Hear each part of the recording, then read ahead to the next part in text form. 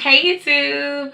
This video will be about our engagement. Everything from Dad's planning it, executing it, and our afterthoughts. I'm going to actually let Daz do more talking because he was the mastermind. One thing Yosha let me know when we were dating and marriage kind of came up, she was saying that when she got engaged, she wanted a lot of her family and friends to be there to experience the moment with her. So when I finally did start planning, after I told my friends, of course, and some of my coworkers, I started to call her friends. Now, the only thing with this, when you want to include other people in your special moment and you want them to be there to see it, you have to tell people what time specifically you want to do it and stick to your time. One thing that kind of went left is that I was trying to wait on her friends to show up. And my people were pretty much there. I invited my family, my friends, a couple of frat brothers, and some people got left out by mistake. Trust me, it wasn't intentional. I was planning, and it was a lot of stuff going on between getting a ring, trying to see if the ring fit, calling the restaurant and seeing, hey, can I have this table and have this section and have this server? And by the way, I'm proposing, so I need this at this time. Can I make this reservation?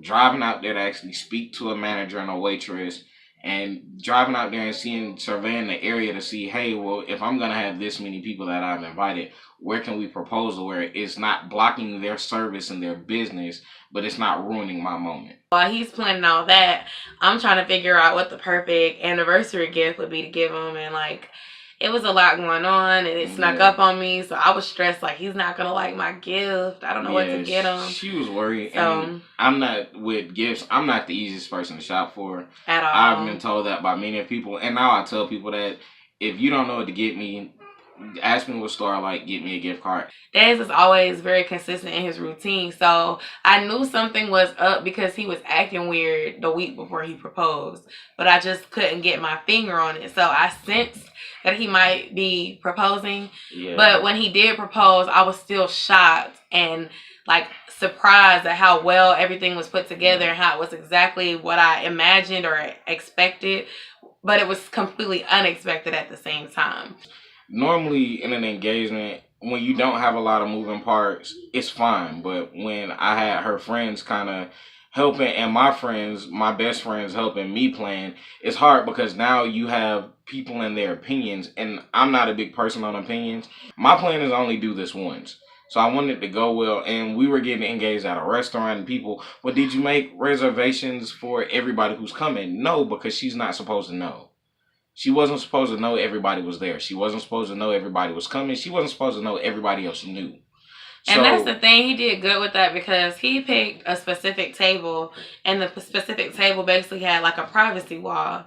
So he picked the table that we sat at on our first date, and he made it seem like we were going to leave afterwards to do an anniversary photo shoot. So we were dressed really nicely, and we were sitting at the table where we had our first date. And I didn't expect anything to go down there because I thought, okay, we're going to go and take pictures. If anything, if he was going to propose, I thought we were going to, have the engagement somewhere else when we were taking our photos. Right. But the whole time behind the wall, friends were arriving, family were arriving, and they were sitting at a big long table, bar style type table behind us, and I had no idea that they were there until it was time for me to know that they were there. Yeah, and so I'm sure she had an idea because I had to get up and keep checking to see who was here. Most people, when I told them, hey, we're not sitting where you can see me, if you can't see somebody that you're looking for, your first thought is, well, you know what, maybe they're not there. So I had to get up and kind of walk out. Hey, I'm here. We're sitting right there. She doesn't need to see you, but we're here. And the only other thing with that is when people start showing up late and people that are very important to her, I don't want it to hurt her feelings.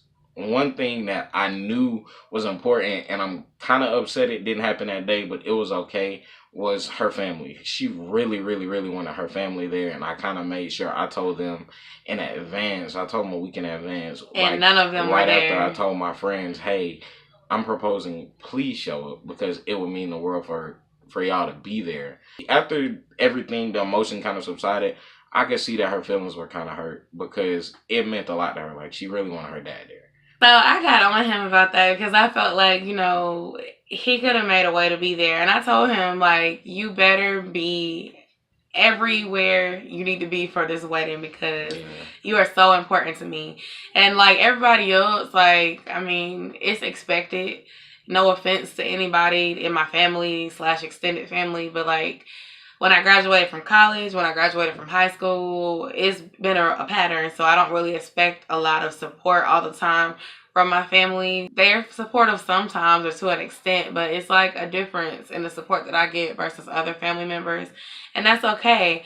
But at the end of the day, like it doesn't stop us from being happy. Yeah. And it wasn't even that my family didn't approve. It was just that, it's life. They just don't show up or they had something else to do. Because we were celebrating our anniversary, I would have wished that we could have had our romantic time together that night to actually celebrate. We were so wrapped up in telling people thank you. It was a lot going on. Flowers everywhere and champagne and congratulations that we were so swooped up in it. Was just a lot. I promised myself, like, when we get married, I'm probably gonna cut my phone off because I don't want to be rude to everybody else.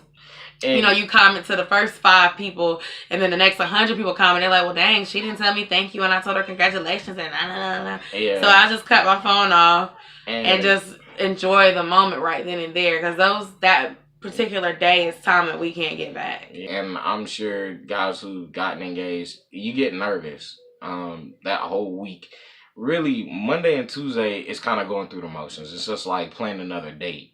But for me, when I got to Wednesday, Thursday, Friday, it became a lot more because not that you have doubt, you start to realize that it's not just you anymore.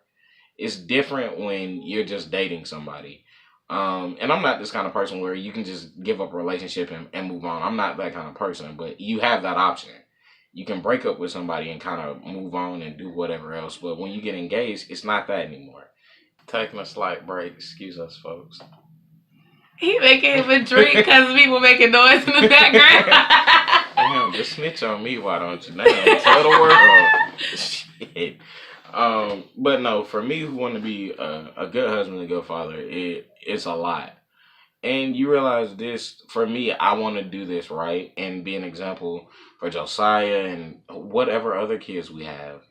And people around us. People need that, especially for a black couple in our mid-20s. Yeah. Sometimes you don't see that a lot. So you don't see it a lot at all. You see a lot of folks just wanting to thought around their whole 20s and 30s to say that's what you're supposed to do. But honestly, I feel like it's liberating to have someone that loves you and respects you and not have to worry about getting your heart broken and having all these different people that you date and talk to. So. Yeah, and me knowing Yosha and the kind of person he is, I don't get her everywhere else. You don't. And that's something you think about all the time because guys be like, oh, yeah, I'm married, but I got a side chick. Like, why do you have a side chick? But you should have married your wife then if you weren't happy. That's neither here nor there. Wednesday, Thursday, and Friday for me was not stressful, but you feel it. I know what's coming up, and she doesn't. So she's seeing me, and I'm not sleeping a whole lot, and I'm not hungry and stuff. Yeah. And the funny thing is, one of her friends told me, she was like, I think she kind of is on to what's going on.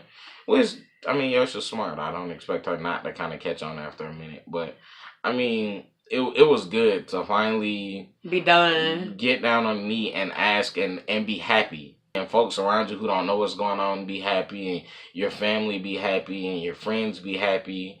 It was good. So to interject on that, it's a completely different experience when your family likes your significant other and your friends like your significant other. Yeah. And it's not that their opinions matter, but like deep down, good, I'm happy because it's like I'm getting what my daddy always wanted me to have and what he instilled in me for a man to be. I'm just really happy because it's just like a little fairy tale with some bumps in the road and a fairy tale like this is flowing like this. Yeah. If you'd like to hear more about this topic, please comment, rate, and subscribe. Or let us know what you'd like to hear next. And we'll see you all in the next video.